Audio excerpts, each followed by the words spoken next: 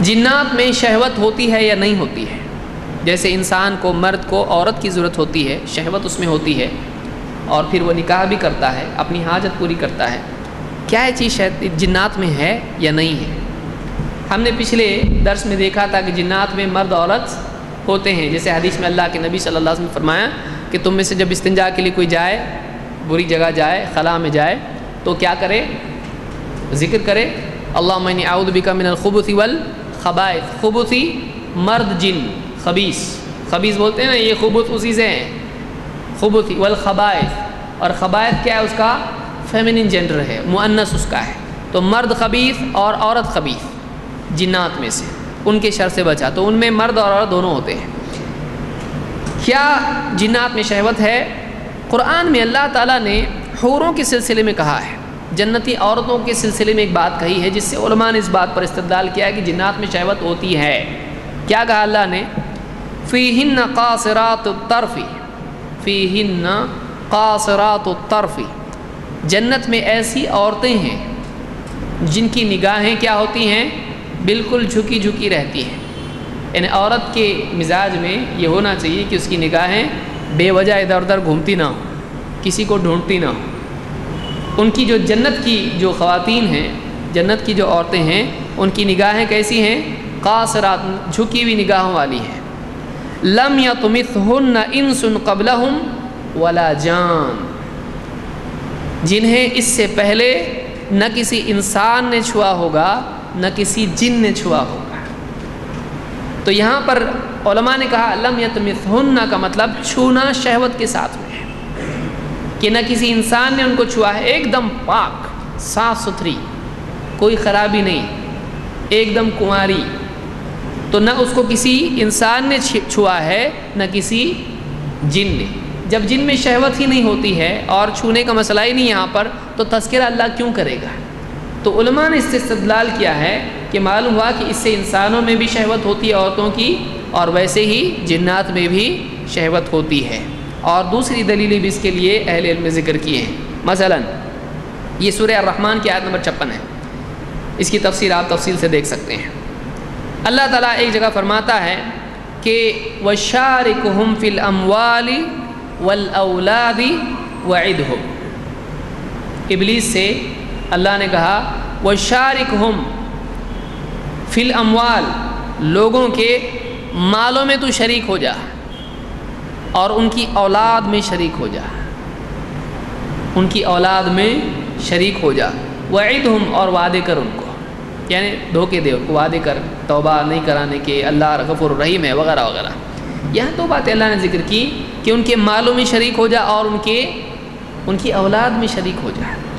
علماء نے مختلف صورتیں اس کی ذکر کی ہیں کہ ایک آدمی حرام طور سے مال خرچ کرے تو شیطان کیا ہوا؟ اس کے مال میں شریک ہوا، کہ شیطان کی مرضی کے مطابق اس نے خرچ کیا۔ وہی بات ہوئی کہ کوئی آدمی ہے کسی سے اپنے لیے خرچ کروائے تو گویا کہ اس کا مال ہے، وہ اس کے مال میں کیا ہو گئی؟ اس کی مرضی شریک ہو گئی۔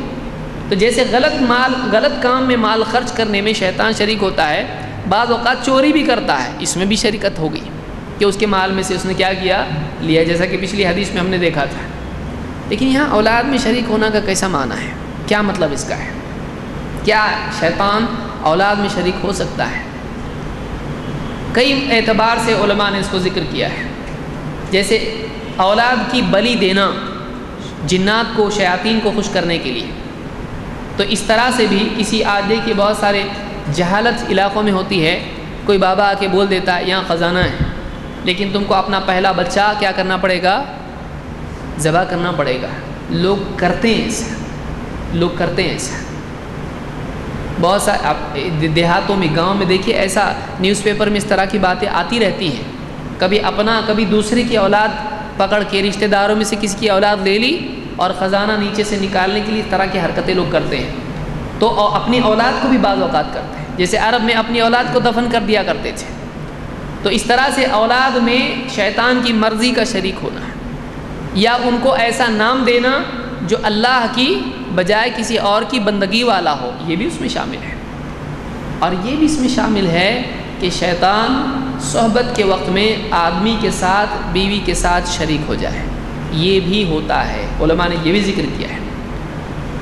اسی لیے آپ دیکھیے کہ صحبت کے وقت میں بیوی سے دعا ہم کو سکھائی گئی ہے، بسم اللہ اللہم جنبنا الشیطان وجنب الشیطان ما رزقتنا، اے اللہ ہم دونوں کو شیطان سے بچا اور اس اولاد کو بھی بچا جو تو ہم کو دے گا، وجنب الشیطان ما رزقتنا، ہم کو جو بطور رزق تو اولاد دے گا اس سے بھی شیطان کو دور رکھ، ہم سے بھی دور رکھ۔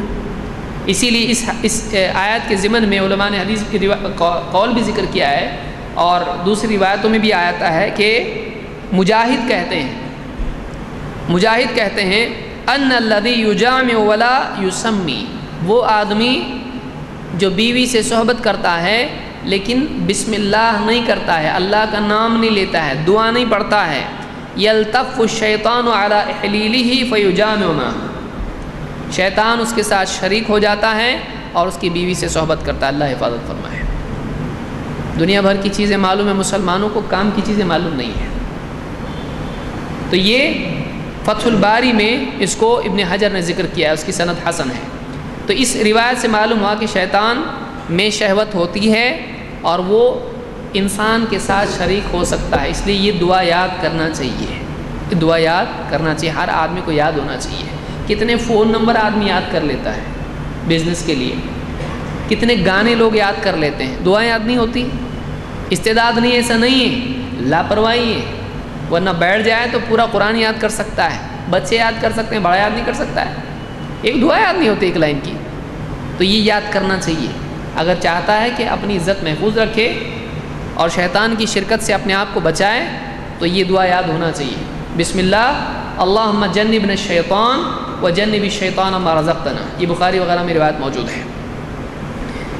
اسی لیے ابن تیمیہ کہتے ہیں مجموع الفتاوی میں جلد نمبر 19 صفحہ نمبر 39 سے 40 تک کہتے ہیں وَقَدْ يَتَنَاكَحُ الْإِنسُ وَالْجِنُّ وَيُولَدُ بَيْنَهُمَا وَلَدٌ وَهَذَا كَثِيرٌ مَعْرُوف، کہتے ایسا ہوتا ہے جن اور انسان میں نکاح یعنی صحبت ہوتی ہے اور اولاد بھی ہو جاتی ہے، اولاد بھی ہوتی ہے، اور یہ فرضی بات نہیں ہے، یہ معروف چیز ہے۔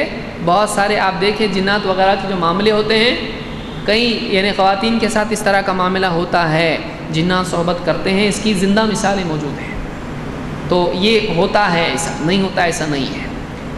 لیکن سوال ہے کہ کوئی آدمی کہے ٹھیک ہے پھر میں بھی جن سے نکاح کروں گا، ایک آدھی جنی مل جائے کدھر تو بھی، یہ جائز ہے؟ یہ جائز نہیں ہے، یہ جائز نہیں ہے، کیونکہ اللہ تعالیٰ نے قرآن میں کیا فرمایا؟ تم ہی میں سے تمہارے لیے جوڑا اللہ نے بنایا ہے۔ تو معلوم ہوا کہ انسان کا جوڑا کہاں ہے؟